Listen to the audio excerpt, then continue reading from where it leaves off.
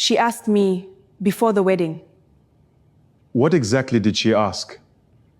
How drug combinations work, especially blood pressure medication. And you didn't think that was important? I didn't know what it meant then. I do. Some truths don't shock you immediately. They don't hit you like a wave. They settle, slowly, quietly, like water finding its way into every crack. She has been carrying this information without fully understanding what it meant. And now she has said it out loud to the one person who understands exactly what it means. She watches his face, and she sees the moment it lands. The moment everything he thought he knew begins to rearrange itself into something darker. Police, open the door. Dr. Dipo Adebayo, Yes. we need you to speak with Tara. Truth moves fast once it finds direction. It doesn't wait for you to be ready. It doesn't ask if this is a good time. One moment she is standing in a warm kitchen, finally exhaling for the first time in days. The next, there is a knock at the door. Firm, deliberate. The kind of knock that doesn't apologize for itself. And just like that, the brief stillness she had found is already over. You've been asking questions about medication. That doesn't mean anything. You're also one of the last people with him. And we have records. Records of what? A pharmacy visit. I never bought anything. I'm sorry, but you'll need to come with us to the station for further questioning. Suspicion doesn't need proof, not at first. It just needs somewhere to point. A name, a face, a timeline that almost fits. They have records. They have a pharmacy visit. They have her name in a conversation she never should have been part of. She tries to explain, but explanation sounds like defense. And defense sounds like guilt to a man who has already made up his mind about what he's looking at. You asked about drug interactions. No, I didn't. Then why does your name keep coming up? Wait.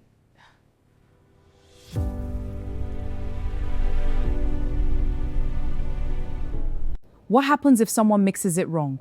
It can be dangerous. How dangerous? Very. Memory doesn't come when you want it.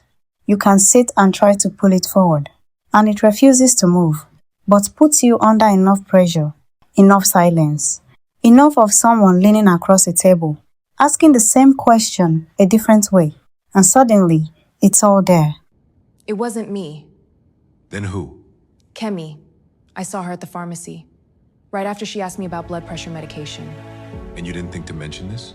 Every detail, every word, every moment you fade away, because it didn't seem important at the time. She closes her eyes, and it starts coming back. She didn't think anything of it then. Why would she? It was just a question. The kind of question a nervous bride might ask. The kind of question you answer because it seems harmless. Because she was her best friend. Because you don't sit across from someone you love and wonder what they are really asking. But now, sitting here under these lights, with this man watching her face, she is wondering. You think it's her? I think she's in the middle of it. But she didn't plan it. Then who did? When one answer clears, another question appears. That is the nature of this. Every piece of evidence that points somewhere opens up a new direction. He thought he was looking for what happened. Now he is realizing he was wrong about who was at the center of it. Tara didn't plan this. He is almost certain of that now.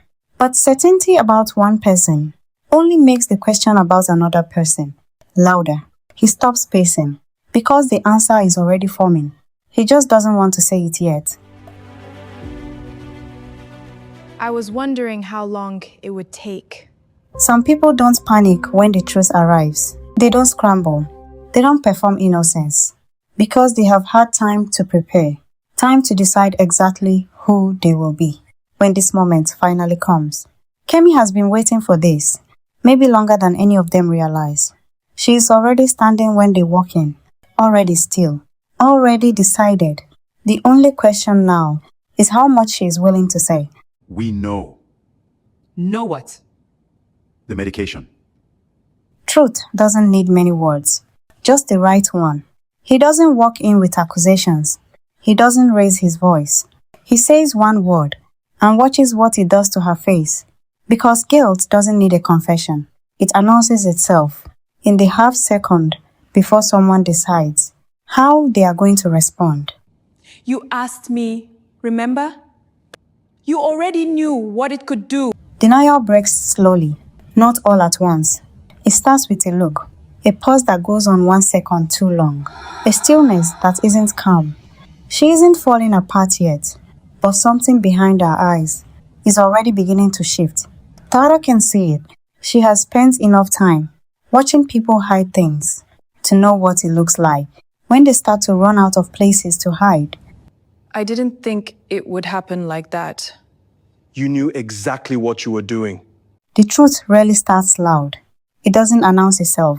It slips out in the space between one sentence and the next, in a pause that was supposed to be nothing, in 5 words that weren't meant to confirm everything, but did. I didn't think it would happen like that. Not I didn't do it. Not you have the wrong person. Just, I didn't think it would happen like that. And in that one sentence, everything changes. I saw it. The way you looked at him and the way he looked at you. You think I wouldn't notice? Jealousy doesn't begin with anger. It begins with observation. A look held a moment too long. A laugh shared too easily. A silence between two people that feels like a language you were never taught. I was watching you the whole night. She watched. She measured. She told herself she was imagining it. And then she stopped telling herself that and started planning instead. I didn't want to lose him. Not before I even had him. It wasn't supposed to kill him. I just needed things to stay where they were. You don't control people like that. Don't we all try? She didn't want to lose him. That is the truth underneath all of it. Not cruelty, not evil, just fear.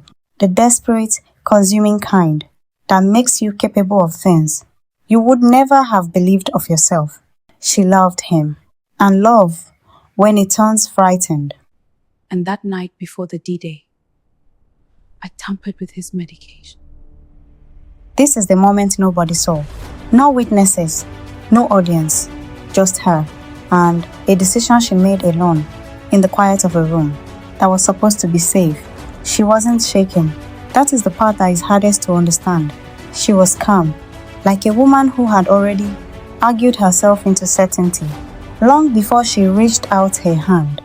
I didn't mean for it to go that far, but I don't regret stopping you. She looked at everything she did, held it up to the light, and chose not to regret it. Not because she doesn't feel anything, but because in her mind, she was protecting something real. And that is the most terrifying kind of wrong. Kemi Adebayo, you're under arrest. I was trying to protect what was mine. He was not something you could own. You didn't see it the way I did. She doesn't fight it. She doesn't crumble. She looks at Tara one last time, like she is waiting for her to understand something.